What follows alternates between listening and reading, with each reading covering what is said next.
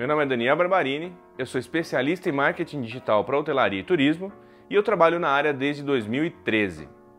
Esse é o vídeo de introdução ao curso de marketing digital para hotelaria e turismo e por isso um pouco mais longo que os demais vídeos. Alguns dos assuntos abordados de maneira superficial nesse vídeo serão aprofundados nos demais módulos.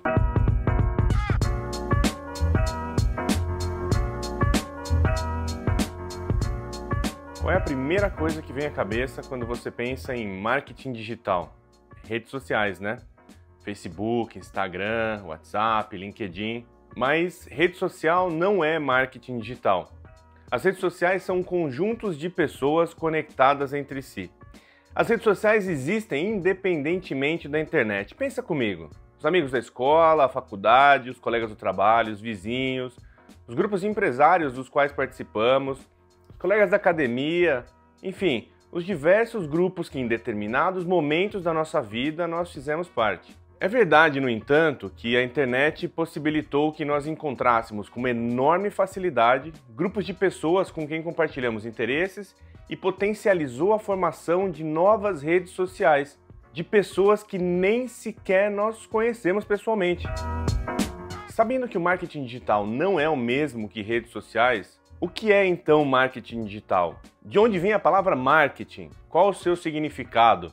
Originalmente, o conceito desse termo teria surgido a partir da palavra em latim mercatus, que era o nome do local destinado para a compra e venda de objetos. Esse, por exemplo, é um afresco chamado Cardo Maximus, que está em Jerusalém, e retrata como era o mercado nos tempos romanos. O que essas pessoas estavam fazendo? Comprando? Vendendo? Só dando uma olhadinha? O que era comercializado ali? Produtos, serviços? E se duas ou mais pessoas estivessem vendendo a mesma coisa? O que diferenciaria um produto do outro? A melhor definição de marketing que eu já vi não é, na verdade, uma definição. É uma crônica de Fernando Pessoa, de 1926, chamada A Essência do Comércio. Ele diz assim: um comerciante, qualquer que seja, não é mais que um servidor do público ou de um público, e recebe uma paga que chama de seu lucro pela prestação desse serviço. Ora, toda a gente que serve deve, parece-nos, buscar agradar a quem serve. Para isso é preciso estudar quem se serve, mas estudá-lo sem preconceitos nem antecipações, partindo não do princípio de que os outros pensam como nós, ou devem pensar como nós, porque em geral não pensam como nós, mas do princípio de que, se queremos servir os outros, para lucrar com isso ou não, nós é que devemos pensar como eles. O que temos que ver é como é que eles efetivamente pensam e não como é que nos seria agradável ou conveniente que eles pensassem.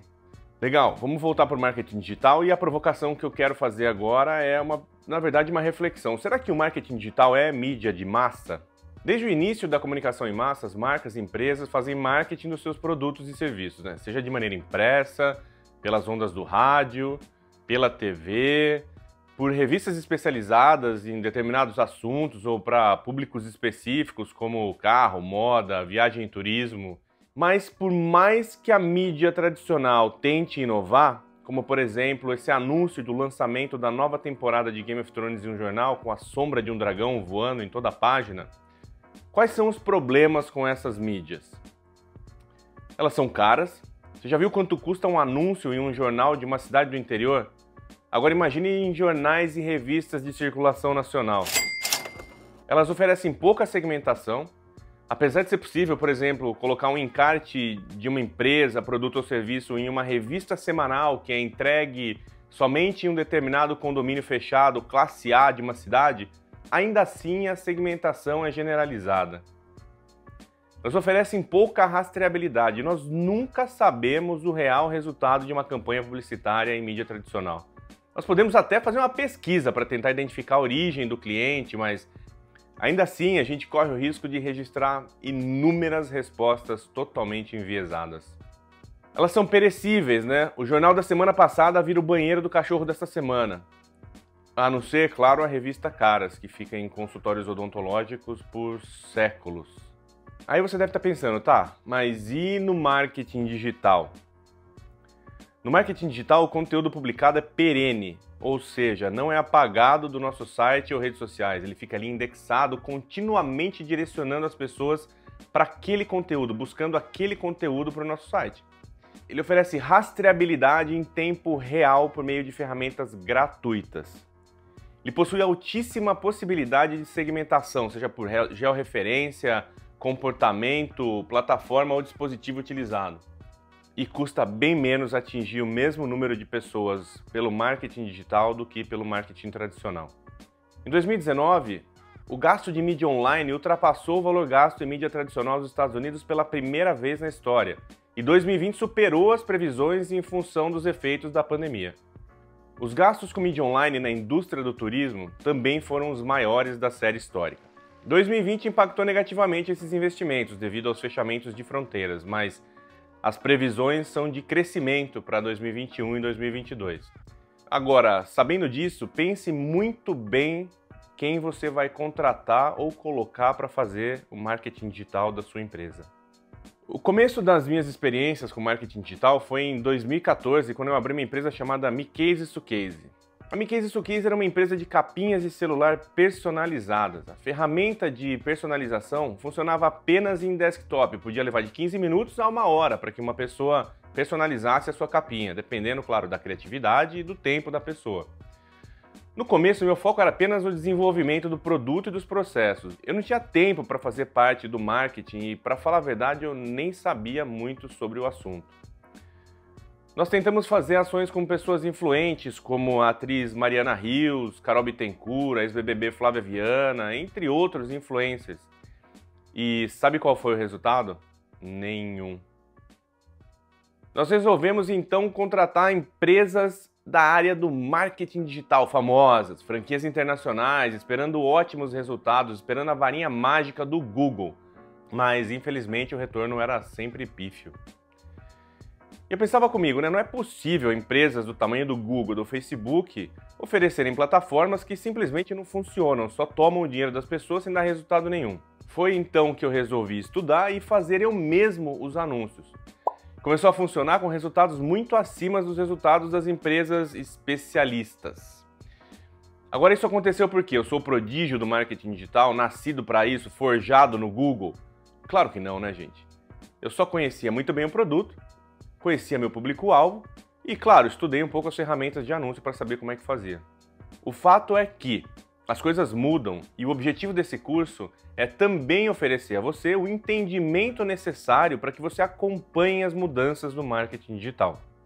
Sabendo usar as ferramentas certas e com um pouco de estudo, a gente consegue construir praticamente qualquer coisa. A gente consegue desde colocar um quadro na parede até construir uma casa. E a internet, senhoras e senhores, derrubou todas as fronteiras. Hoje já é possível visitar museus e algumas atrações turísticas virtualmente. Assistir os grandes jogos e competições dos melhores assentos a partir do conforto da sua casa, usando óculos de realidade virtual, como os do PlayStation, do Xbox ou o Oculus Rift do Facebook. Na maior feira de tecnologia do mundo, a CES, que acontece anualmente em Las Vegas, já é possível alugar um robô de telepresença e andar pela feira com esse robô, como se você estivesse lá. Há alguns anos, o Edward Snowden fez a sua fala no TED a partir de um robô de telepresença. E quem não viu uma cena dessas ao longo de 2020? Zoom, Skype, FaceTime, WhatsApp, Messenger, uma grande quantidade de pessoas conversando em salas de videoconferência sobre trabalho, tendo aula, fazendo reunião de negócio e etc. Mas nem sempre a internet foi assim. No início, era necessário saber o IP do site que a gente queria acessar. Era um número parecido com 91.919.19.1. Com o tempo, os endereços escritos como www.danielbarbarini.com se transformaram em uma máscara para os endereços IPs. Mas ainda assim a gente precisava saber exatamente o endereço que queria acessar para poder então digitá-lo na barra de endereços dos navegadores. Agora imagine ter que decorar diversos endereços de websites para então poder acessá-los sem saber se a gente encontraria as informações que a gente estava procurando ali. A busca pelo conteúdo nessa época era muito trabalhosa e complexa.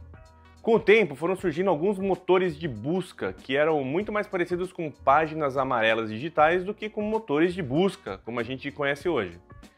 Era difícil encontrar informações sobre assuntos mais específicos e alguns motores eram melhores em determinados assuntos e outros em determinados locais.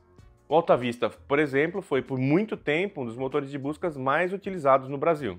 Até que a gente chegou em um momento em que os algoritmos de busca começaram a evoluir. Os conteúdos começaram a ser indexados e a gente começou a trilhar o caminho que nós estamos percorrendo hoje. O caminho da indexação dos dados. Hoje os navegadores já contam com motores de busca integrados. É raro alguém digitar o endereço completo, como por exemplo https://www.danielbarbarini.com ou mesmo danielbarbarini.com. A gente simplesmente clica na barra de endereço lá em cima, digita as palavras que a gente está procurando, que nesse caso Daniel espaço Barbarini, e então pressiona Enter. Os resultados do Google para pesquisa são apresentados classificados por relevância. Notem que as redes sociais aparecem quase todas já na primeira página. LinkedIn, Twitter, Facebook, YouTube, Instagram, TripAdvisor. O meu site mesmo aparece em segundo lugar. Nossa, como é que eles fazem isso, né? Como é que eles sabem dessas coisas? Isso é marketing? Não, sério. Como isso é possível? São as tais aranhas do Google? O Google pode até ter feito um esforço ativo no início das suas atividades para indexar uma grande quantidade de websites. E deve até fazer hoje isso com alguns sites grandes ou com grandes quantidades de acesso. Mas, como essa informação não é divulgada, não tem como a gente saber. O que a gente sabe é que em sites novos, com domínios recém-adquiridos, o esforço para que esse site seja indexado deve ser de quem fez o site ou do dono do site. A gente tem que solicitar ativa e constantemente essa indexação de conteúdo do nosso site nos diferentes motores de busca. E a gente vai falar muito mais sobre indexação de site e como fazer a indexação do site no módulo de infraestrutura digital. E a apresentação dos resultados das pesquisas é fruto dessa indexação do chamado SEO, Search Engine Optimization, ou otimização para motores de busca, que nada mais é que uma técnica de criação de conteúdo que faça sentido tanto para o algoritmo quanto para as pessoas que acessam o site. Para que o Google consiga entender o conteúdo do nosso site, a gente precisa informar, por meio de palavras-chave, metadescrições, textos estruturados, entre outros elementos, exatamente o que ele encontrará em cada uma das páginas, publicações de blog, imagens, vídeos ou qualquer outra informação que seja publicada no site. Quando alguém encontrar o nosso conteúdo em uma busca, esse conteúdo tem que ser exatamente o que a pessoa está procurando. Toda empresa quer atender o seu cliente, e o Google não é diferente. O principal cliente do Google é a pessoa que está buscando por um determinado conteúdo. Se o Google apresentar o nosso conteúdo para uma pessoa como resultado de uma pesquisa, essa pessoa acessar o nosso site e rapidamente sair sem clicar em nada, o Google identifica que o nosso conteúdo não era o que a pessoa estava procurando. Quanto mais isso acontecer, mais irrelevante será o nosso conteúdo para aquelas determinadas palavras-chave e metadescrições que a gente informou. Nós vamos falar mais sobre isso no módulo de estratégias digitais. Ao mesmo tempo, em um universo paralelo, as redes sociais nasciam e evoluíam junto com a tecnologia e com seus próprios algoritmos e ecossistemas. Quase metade da população do mundo está presente em alguma rede social existente.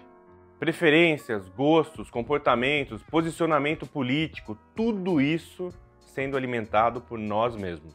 Não é raro a gente presenciar situações como essa no nosso dia a dia.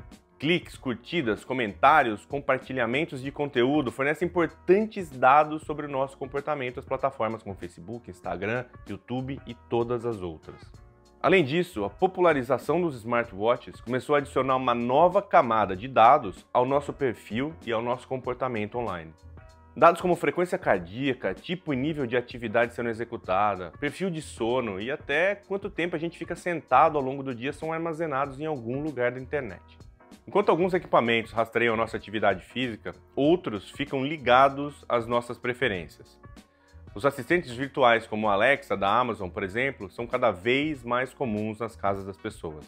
Através desses equipamentos é possível fazer uma simples pesquisa por voz, como por exemplo, quem foi Fernando Pessoa, ou fazer e consultar compromissos em agendas, realizar chamadas telefônicas, fazer compras e até controlar equipamentos domésticos conectados à internet, como ar-condicionado, luzes, janelas, etc.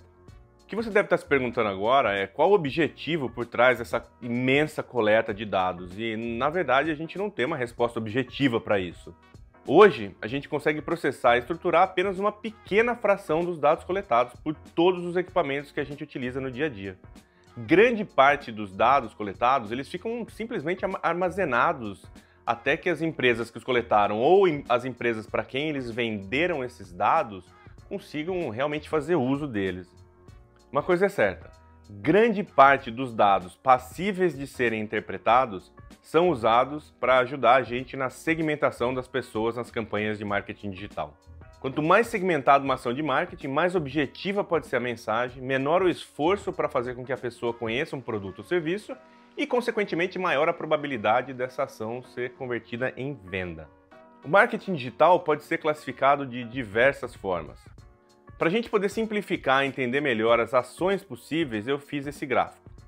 Então ele pode ser em um eixo reativo ou proativo e no outro eixo orgânico ou pago. O marketing reativo é o marketing ou publicidade que coloca o anúncio do seu produto ou serviço nos lugares em que as pessoas já estão procurando ativamente. Os anúncios do Google que aparecem quando a gente faz uma pesquisa por alguma coisa, por exemplo, são um tipo de marketing reativo. Quando alguém abre o Google e pesquisa por farmácia 24 horas em Campinas, essa pessoa está procurando um produto em alguma farmácia que esteja aberta no momento da pesquisa e eu posso garantir para vocês que com certeza não é no horário comercial. O marketing proativo é o marketing ou publicidade que coloca o seu produto ou serviço nos lugares nos quais as pessoas ainda não os estão procurando. Muitas vezes essas pessoas nem sabem que esse produto ou serviço existe. Os posts patrocinados do Facebook e do Instagram, por exemplo, é um tipo de marketing proativo. A gente pode fazer, por exemplo, com que o anúncio de um hotel fazenda próprio para crianças apareça para uma mãe que mora no Alphaville, em São Paulo, e que nunca tenha interagido com nenhuma rede social ou site do hotel. O marketing digital também pode ser orgânico, como por exemplo os posts de blog ou conteúdo que simplesmente é publicado nas páginas e perfis de redes sociais, com o objetivo de gerar relevância e autoridade sobre um determinado assunto. O marketing pode também estar na esfera da mídia paga, como as campanhas do Google Ads, de palavras-chave que representam nossos produtos ou serviços, as campanhas em redes sociais para públicos segmentados e localizações específicas, campanhas com influenciadores digitais para promoção da nossa empresa ou na compra de espaços em sites específicos da nossa área, entre outros. Vamos tentar preencher esse gráfico classificando algumas das ações de marketing. O marketing de conteúdo, como as publicações em nosso site, por exemplo, é tradicionalmente orgânico. Ele informa, educa e apresenta o nosso conteúdo para as pessoas que pesquisam por ele. Uma pessoa pode digitar, por exemplo, como fazer marketing digital para hotelaria e turismo e encontrar uma publicação sobre a melhor maneira de utilizar o Google Meu Negócio para hotelaria no meu site. Eu simplesmente escrevi o conteúdo e publiquei no meu site. Agora, quando uma pessoa vai ao Google e digita empresa de marketing digital para hotelaria, a probabilidade dessa pessoa estar procurando contratar um serviço é grande. E a melhor estratégia nesse caso é a gente recorrer a um anúncio na rede de pesquisa do Google para que o nosso anúncio apareça em primeiro lugar quando alguém pesquisar.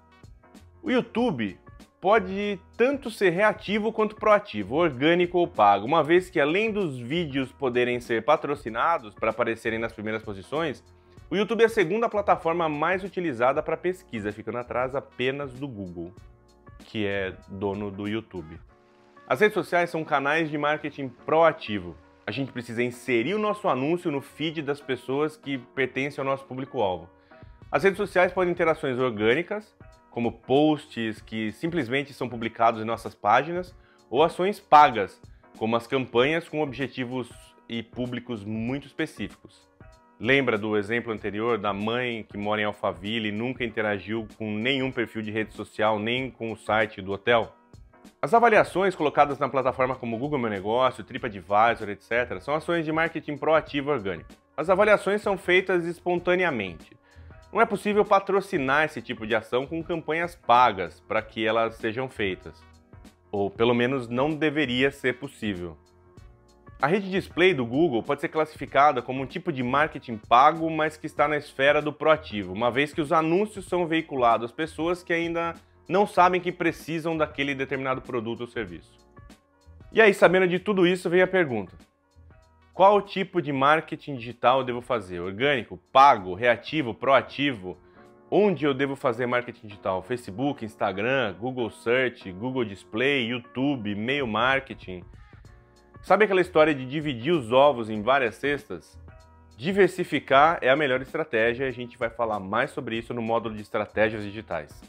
10 coisas que você precisa saber sobre o marketing digital. Primeiro, ninguém liga o computador para interagir com a sua empresa. Se você não estiver ativamente presente nas redes sociais, tiver um planejamento para a produção de conteúdo ou promover o seu site em plataformas de anúncio, raramente o seu negócio será encontrado na internet.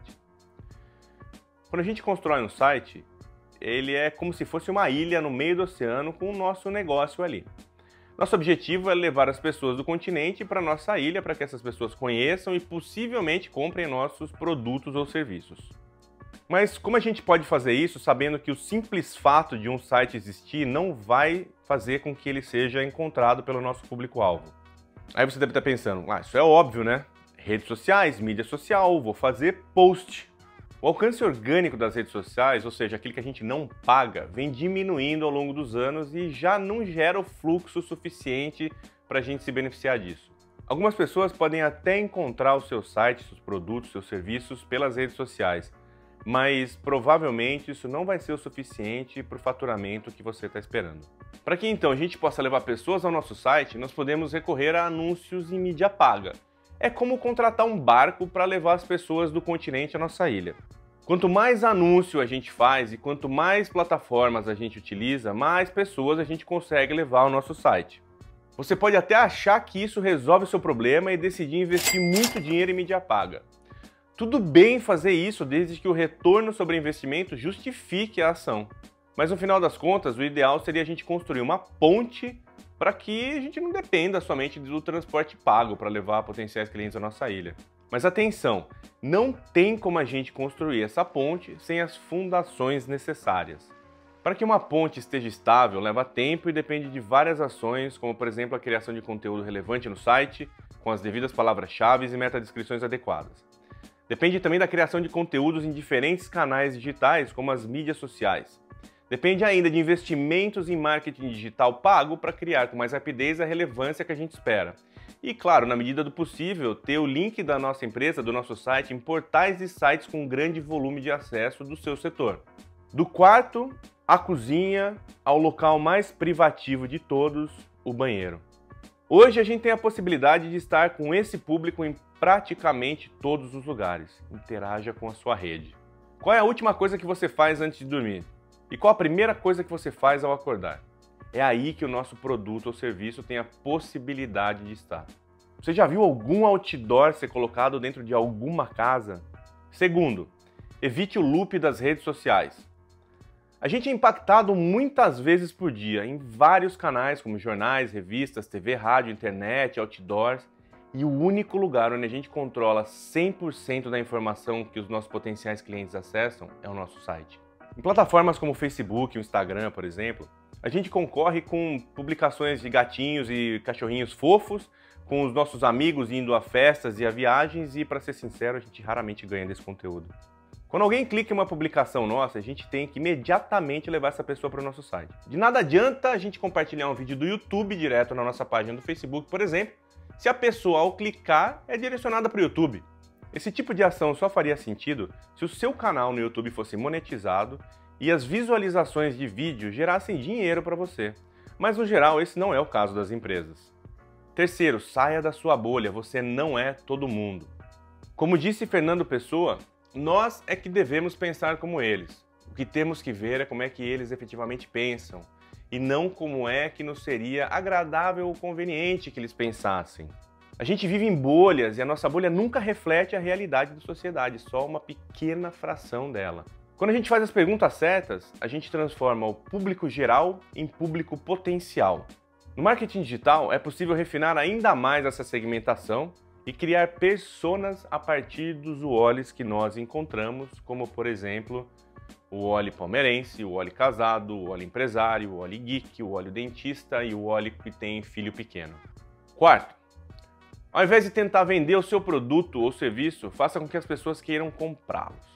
Nós estamos observando no mercado já há alguns anos uma tendência de extrema centralização no cliente, com autoatendimento, autocontrole das ações realizadas e muita automação de tarefas e atividades executadas com frequência. Hoje nós estamos vendo também a tecnologia como facilitadora para isso acontecer. Internet, mídias sociais, digitalização, velocidade da conexão. E o nosso objetivo é sempre vender sem estar vendendo. A gente quer ser comprado pelo nosso conteúdo. O que você precisa saber sobre todos os consumidores de todos os produtos do mundo inteiro está aqui. É sobre eles, sobre ela, sobre os consumidores. Quinto, métricas de vaidade não geram receita. Ter como objetivo curtidas, comentários e compartilhamentos é perfeitamente possível desde que essa seja a sua estratégia. No entanto, para a gente gerar receita com nossos anúncios, a gente precisa ter estratégia de venda. Sexto, pare de jogar boliche e comece a jogar pinball. No boliche, a estratégia termina no lançamento da bola. É como se a gente imprimisse 1 milhão de folders com o número de telefone errado. Uma vez impresso, não há mais o que fazer a não ser refazer. Já no pinball, o jogo começa no lançamento da bolinha. Há vários obstáculos pelo caminho, mas quando a bolinha vem em direção às pás que a gente controla, com um pouco de técnica e prática, a gente consegue jogar a bolinha de volta para o jogo para fazer mais pontos. O marketing digital é como o pinball. Uma campanha nunca deve ser esquecida nas plataformas de anúncio. A gente precisa sempre avaliar constantemente os resultados, corrigindo o que for necessário e melhorando sempre que possível. E isso pode ser feito em tempo real com a campanha ativa. Sétimo, a ideia mais criativa ainda é o mais importante e as histórias conectam pessoas. Em 2014, no mergulho na Ilha Grande, em Angra dos Reis, um dos mergulhadores do grupo da escola de mergulho encontrou essa faca. As inscrições na lâmina poderiam facilmente ajudar a encontrar o seu dono. Mas na época eu resolvi fazer esse post no Facebook com uma foto da faca e uma história pedindo para a comunidade de mergulhadores ajudar a encontrar o dono. Em poucos dias a gente conseguiu encontrar o dono e a gente enviou a faca de volta. Só que o post continuou sendo compartilhado por mais de um ano depois disso. Ah, Daniel, mas você não falou que métrica de vaidade não gera receita? Por que você está falando do número de compartilhamentos? Falei, mas a ação não parou naquilo. Nós entramos em contato com um dos jornais de maior circulação na cidade e eles se interessaram pela história. A matéria ficou tão boa que saiu na contracapa do Caderno de Cidades no jornal de domingo. Com isso, a escola teve mais engajamento, mais vendas de curso, mais vendas de viagem, mais vendas de equipamento. Conte a história da sua empresa. Conte histórias de clientes, de sucessos, de fracassos. Construa uma relação com seu público, mantenha essa relação ativa e saiba que leva tempo. Mas isso é um processo que vale a pena e gera resultados. Oitavo, não há um limite mínimo de investimento em mídia online. Muita gente pensa que é caro investir em mídia online, mas eu posso garantir que o investimento, quando bem feito, gera resultados mesmo com pouco. Eu já trabalhei para associações de turismo de cidades onde pequenas pousadas conseguiam ter um excelente resultado com investimentos de R$50 a R$500 por mês. Hoje, o custo por clique do Facebook, Instagram e do Google aumentaram um pouco, mas ainda assim, segmentando muito bem o público, ainda é possível ter bons resultados com pouco investimento. O que eu vejo às vezes é que certos objetivos de algumas empresas são grandes demais para as verbas que essas empresas têm para anúncios. Não é possível, por exemplo, atingir todos os habitantes do estado de São Paulo com uma verba de R$500. Alinhe seus objetivos à verba que você tem, planeje e segmente o público-alvo das suas campanhas. Nono, haters gonna hate, lovers gonna love. Esse é um termo muito usado no marketing digital porque é verdade. Não importa o que você faça, vai ter sempre gente falando mal e vai ter sempre gente falando bem da sua empresa, produto ou serviço. A gente precisa aceitar o fato de que isso pode acontecer um dia, mas também tem que ter um plano para quando isso acontecer. Um fluxograma desenhado para ser o serviço de atendimento ao consumidor serve de guia para a gente responder praticamente tudo que aparece nos nossos canais digitais. E tem que responder tudo, tudo mesmo, os comentários positivos e os comentários negativos. Um dos core values do Google, ou seja, os valores centrais que o algoritmo usa para a classificação das páginas, tem a ver com a diversidade das avaliações e das notas e como as empresas respondem a elas. Décimo, demora. Tenha paciência e resiliência e saiba que o marketing digital é como se fosse uma bola pesada que você precisa colocar em movimento. No começo é difícil de empurrar porque você não sabe muito bem como fazer e precisa tirar aquele peso todo da inércia, mas com o tempo e com os movimentos constantes a bola vai ficando mais leve e mais fácil de manobrar. Lembre-se que esse movimento vai trilhando um caminho que pode ser usado pelos seus concorrentes. Se você um dia parar completamente de movimentar essa bola, vai ser ainda mais difícil colocar ela em movimento de novo. Muito obrigado! Esse foi o vídeo de introdução ao curso de Marketing Digital para Hotelaria e Turismo, disponibilizado gratuitamente para você me conhecer e conhecer o conteúdo que será ministrado. E se você gostou do vídeo, deixe a sua curtida. Se você quiser saber mais sobre o curso, eu deixei o link com as informações aqui na descrição.